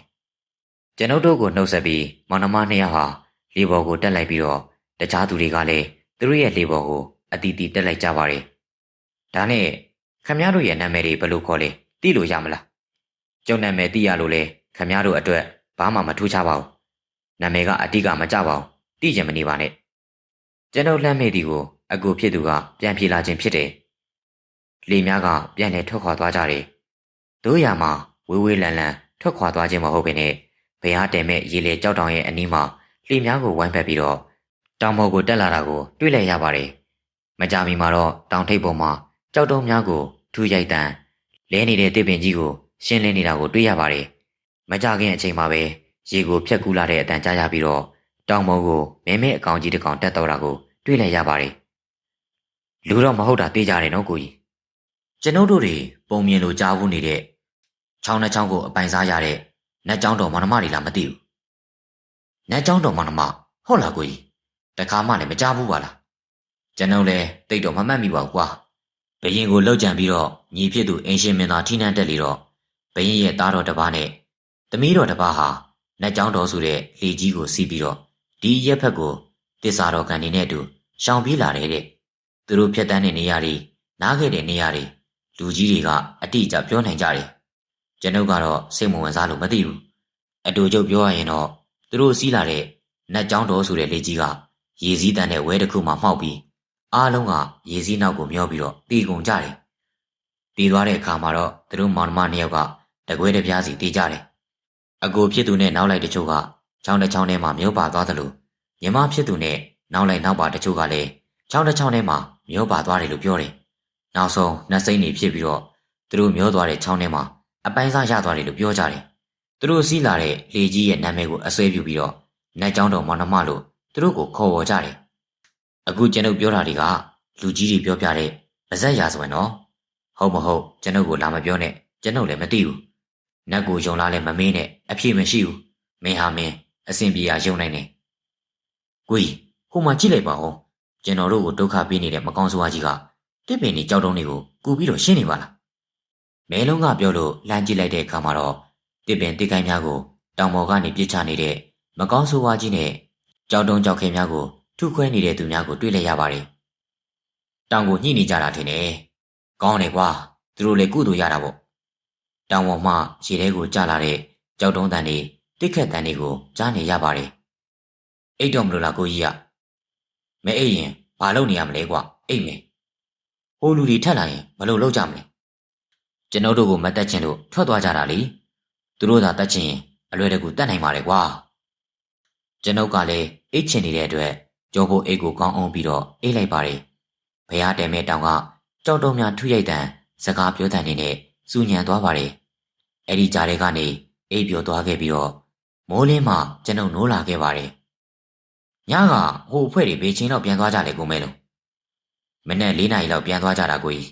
ပြန်တော့လေမင်းကလေးကတော့ဘဲဘက်ချောင်းကိုသူ့လေအပါအဝင်လေကိုးစီးနဲ့ပြန်သွားတယ်ဟိုကောင်ကတော့ညာဘက်ချောင်းကိုလေကိုးစီးနဲ့ဝင်သွားတယ်ဒါဆိုမင်းကတညလုံးမအိပ်ဘူးပေါ့ကျွန်တော်လည်းစိတ်ဝင်စားလို့သူတို့ပြန်တဲ့အချိန်ထိစောင့်ကြည့်နေတာကျွန်ုပ်ကလည်းမျက်နှာသိရင်နဲ့ညကဘာများလုပ်ခဲ့ကြသလဲသိလို့တဲ့အတွက်ကြောက်တောင်အနီးမှာရီသွားကူးကြည့်ရာကြောက်တောင်ပေါ်မှာတက်ဖို့အတွက်လှေကားတင်များတွင်းပြီးတော့ပြုတ်လုထားတာကိုတွေ့လိုက်ရပါတယ်လှေကားတင်များကယခုမှအစသာရှိသေးပြီးတော့မထွင်းရသေးပါဘူးလှေကားများဟာတစ်ဖက်တည်းပြုတ်လုထားခြင်းမဟုတ်ဘဲနဲ့အရှိဘက်တောင်နိုင်ရမတစ်ခုအနောက်ဘက်တောင်နိုင်ရမတစ်ခုပြုတ်လုံရန်စတင်ထားခြင်းဖြစ်တယ်တောင်ပေါ်မှာတော့ကြောက်တောင်များကိုညှိညအောင်ညှိထားခြင်းမှာအပြီးမတတ်သေးတော့လေသုံးပုံတစ်ပုံခန့်ပြီးမြောက်နေပြီဖြစ်တယ်ကျွန်ုပ်နောက်မှလိုက်လာတဲ့မဲလုံးကလည်းတောင်ရဲ့အခြေအနေကိုကြည့်ပြီးတော့အံ့ဩနေပါတယ်မနေ့စာစားပြီးတဲ့အခါမှာတော့ကျွန်ုပ်တို့နှစ်ယောက်မှဝါခုတ်တစ်ခုတ်ပြီးလူနေထိုင်ဖို့အတွက်တန်လျာတဲများကိုစီစဉ်ဆောင်ရွက်နေပါတယ်နေ့လယ်ပိုင်းမှာတော့ဦးစင်းအောင်ဖေးဦးတန်လုံးနဲ့ရွာသားများရောက်လာကြပါတယ်နိုးရအပါအဝင်မဲလုံးတာဝရဲ့ဇနီးများလည်းပါလာခဲ့ပါတယ်ရွာသားများကယခုပင်လူ560ခန့်ရောက်လာကြပါတယ်နောက်ထပ်လည်းလာမဲ့သူများရှိသေးတယ်လို့သိရပါတယ်ရန်အောင်တဲ့တာဝါကတော့မျိုးတက်ပြီး ဘီလက်မြေအိတ်ဝယ်နေတဲ့အတွက်နောက်နေ့မှပြန်ရောက်မယ်လို့သိလိုက်ရပါတယ်လူများတဲ့အတွက်အလုပ်များကိုခွဲတန်းချပြီးတော့လောက်ကင်နေကြပါတယ်အုပ်ဖို့ရန်တစ်ဖွဲ့ကြောက်တောင်ညှိရန်တစ်ဖွဲ့လူနေထိုင်ရန်တန်းရများဆောက်လုပ်ရန်တစ်ဖွဲ့ခွဲပြီးတော့မိမိရဲ့တာဝန်ကျရာအဖွဲမှာတက်ကြွစွာနဲ့ပါဝင်လောက်ကင်နေကြပါတယ်ကျွန်တို့ကြောင်းရတဲ့အခြေအနေကိုဦးစင်းအောင်ဖေနဲ့ဦးတန်လုံးကိုပြောပြရမှာတော့အံ့ဩမဆုံးဖြစ်နေပါတယ်ဦးစင်းအောင်ဖေကညပိုင်းမှာတောင်ပေါ်တက်ပြီးတော့ဘေးအားရှင်ခုပြီး32ပုံဝင်နေရတတ္တဝါများကိုအမျှတမ်းပေးဝင်နေပါတယ်နောက်တရက်မနေ့ရောက်တဲ့အခါမှာတော့ဒူးချောင်းမှုထပ်မံကြုံတွေ့ရပါတယ်မနေ့ကတဝက်တစ်ပြက်အလုံးများဟာအားလုံးပြီးမြောက်နေတဲ့အတွက်အားလုံးကလည်းအံ့ဩကုန်ကြပါတယ်လူရိပ်လူရောင်မတွေ့ရပေမဲ့ကြောက်သားထူရိုက်တံများစကားပြောတံများကြားနေရတယ်လို့ပြောကြပါတယ်လူရိပ်လူရောင်များကိုတော့ဘယ်သူမှမတွေ့ရပါဘူးနောက်တနေ့မှာတော့တာဝါတို့အဖွဲ့ရောက်လာခဲ့ပါတယ်စံအလူရှင်ရိတ်ခါအလူရှင်များနဲ့အတူလုံအားပေးဖို့အတွက်ယောက်ျားမိန်းမများတပြုံတမကြီးထပ်ပြီးတော့ရောက်လာပါတယ်တခြားရွာမှလူများကလည်းလီကြီးလီငယ်အသွေးသွဲနဲ့အလူငွေထည့်ရန်လုံအားပေးရန်ရောက်လာကြပါတယ်အားလုံးဟာဘုရားပွဲတော်အလားစီကားလျက်ရှိပါတယ်လူများဟာကြုံတဲ့နေရာမှာအိတ်ဆက်ကြပြီးတော့လုံအားပေးကြပါတယ်အကျွေးအမွေးအတွက်တနေ့စာလူတန်းမဲ့သူများကလည်းရောက်လာကြပါတယ်အမည်မဖော်လို့တဲ့တည်င်းမောင်နှမဆိုရင်ဘုရားတရံလာကူညီသူများကိုကျွေးမွေးဖို့အတွက်ရှီဟောင်းရွှေရင်းကားများကိုလာပြီးတော့လူသွားတယ်လို့သိရပါတယ်အလူရှင်များရဲ့မေတ္တာရက်ခံချက်များအရာအမည်ကိုထုတ်ဖော်မပြောတော့လေရွှေချောင်းတော်မောင်နှမဖြစ်နိုင်ကြောင်းတွေးလိုက်မိပါတယ်ဇီဒီတော်သည်ညှော်မှန်းထားတဲ့ဇောစီစွာပြီးသွားခဲ့ပါတယ်ဒီတင်ပွဲဟာလည်းကြက်ပြန်မကြစီကားလာပါတယ်အစားကဒုံးပြူတော့ဖို့ရည်ရွယ်ထားပေမဲ့ရွှေရောင်တဝင်းဝဲနဲ့ဇီဒီတော်လေးကတက်ပေစွာနဲ့ဖူးမြင်နေရပါပြီလေအဝေးမှာဆဲလဲတန်တွေကတက်လွင်လွင်ကြားနေရပြီးတော့ကြားရသူအပေါင်းကိုစိတ်ကြည်နူးစရာပေးစွမ်းနေပါတယ်ပြင်းကရိုးတိုင်ပြင်ခင်းပြင်ကဒဏီမိုးဓမာယုံကလည်းတေးသက်စွာနဲ့ရှိနေခဲ့ပါတယ်အရှိဘက်မှာတက်ရန်ကြောက်တွေကအနောက်ဘက်မှာတက်ရန်ကြောက်တွေကနှစ်ခုကလည်းလူနှစ်ယောက်ဘေးချင်းရှင်ရှောက်လို့ရပြီးတော့တစ်သားလက်ရန်လည်းတက်ထားပါတယ်ဇေဒီတော်တဲစင်ကာလမှာမြည်တိရွာကမှမသိတဲ့သူများကလည်းအလုံများကိုဝိုင်းပြီးတော့ကူလုပ်ပေးကြပါတယ်ညပိုင်းရောက်တဲ့အခါမှာတော့ရှာမတွေ့ဘဲနဲ့မနက်မှသာပြန်တွေ့ကြပါတယ်တချို့ကအဲ့ဒီလူများဟာဘယ်နေရာကလာကြောင်းသိလို့တဲ့အတွက်နောက်မှလိုက်ချောင်းကြည့်ရမှာတော့တောထဲဝင်သွားပြီးနောက်ကလိုက်ကြရာမကြမီမှာပဲမျက်ခြေပြတ်သွားတယ်လို့သိရပါတယ်ဒူးဆန်တဲ့အဖြစ်အပျက်တွေနဲ့အကြောင်းအရာများကိုပြောမဆုံးနိုင်အောင်ပဲကြုံရပါတယ်အများရဲ့တောင်းဆိုချက်အရဇီဒီတော်တဲပြီးချိန်မှာဘုရားပွဲကိုစီရင်ကျင်းပခဲ့ပါတယ်မြို့မှာဇက်အဖွဲ့တစ်ခုကိုငှားရမ်းပြီးတော့သုံးညတိုင်တိုင်ကားပြဖျော်ပြဖို့အတွက်ပြည်မြို့ကိုတက်ပြီးပွဲငှားကြပါတယ်ဘုရားပွဲဟာအနီးပတ်ဝန်းကျင်ရွာများမှလူတွေနဲ့ကြက်ပြန်မကြစီကားလာပါတယ်ကျွန်ုပ်တို့ဆရာတပည့်၄ယောက်နဲ့အင်ရှင်မများမှပွဲမကသေးခင်မှာလူများနဲ့တိုးဝေပြီးဘုရားဘော်ကိုတက်လာခဲ့ပါတယ်ရန်အောင်ရဲ့ဘေးမှာတော့ညရင်ကကပ်ပြီးတော့ပါလာခဲ့ပါတယ်ရန်အောင်ကခေါ်လာခြင်းမဟုတ်ဘဲနဲ့သူ့ဘာသာလိုက်နေခြင်းဖြစ်တယ်ကျွန်ုပ်ကဘုရားစီမီပူဇော်ရင်းနဲ့ဘေးပတ်ဝန်းကျင်ကိုကြည့်လိုက်တယ်ဘုရားစီမီပူဇော်ရင်းကျွန်ုပ်ကိုလှမ်းကြည့်နေတဲ့သူတယောက်နဲ့အကြည့်ချင်းဆုံမိပြီးတော့အဲ့ဒီသူကပြုံးပြလာပါတယ်မကြမီမှာတော့အဲ့ဒီလူရဲ့ဘေးကိုမင်းကလေးတယောက်ထပ်ပြီးတော့ရောက်လာခဲ့ပါတယ်ကျွန်ုပ်ကိုတွေ့တဲ့အခါမှာတော့ပြုံးပြပြီးတောင်ပေါ်ကနေဆင်းပြီးတော့လူအုပ်ကြားထဲမှာရောနှောပြောက်ကွယ်သွားပါတယ်ကျွန်ုပ်နဲ့တွေ့သူနှစ်ယောက်ဟာရွှေချောင်းတော်မောင်နှမပင်ဖြစ်တယ်မကြမီမှာပဲဇက်ပွဲစီကနေဆိုင်းတန်ပုံတန်များစားတင်ထွက်ပေါ်လာခဲ့ပါတယ်အဲ့ဒီအချိန်မှာတော့ဇက်စင်ရှိရာကိုလူများကသွားနေကြပါတယ်ကျွန်ုပ်တို့ကလည်းလူအုပ်နဲ့ရောနှောပြီးတော့တောင်ပေါ်မှဆင်းလာပြီးတောကြီးမြမဲထဲမှာရခင်ကမှောင်မဲတိတ်ဆိတ်နေတဲ့နေရာများမှာမီးအောင်ထိန်ထိန်လူစီစီကားကားနဲ့ရှိနေတာကိုကြည့်ပြီးတော့ကျင်းနဲ့စွာနဲ့ပြုံးလှန်မိပါတယ်ကျွန်ုပ်တို့ဦးဆောင်ပြီးတဲခဲ့တဲ့ဇီဒီလေးဟာအစကတခြားနာမည်ပေးရန်စိတ်ကူးထားကြပေမဲ့ရောက်လာသူမှန်သမျှကညီသူပြောလိုက်တယ်မဆိုနိုင်ပါဘူးရွှေချောင်းတော်ဇီဒီလို့ခေါ်တွင်ရင်းနဲ့ရွှေချောင်းတော်ဇီဒီလို့ခေါ်တွင်ရင်းနဲ့ရွှေချောင်းတော်ဆိုတဲ့အမည်ကိုတွင်သွားခဲ့ပါတယ်ပရိသတ်များခင်ဗျာဒီနေ့ရဲ့ဇာတ်လမ်းလေးကတော့ဒီမှာပဲပြီးဆုံးပါပြီနားဆင်အားပေးကြတဲ့ပရိသတ်များအားလုံးကို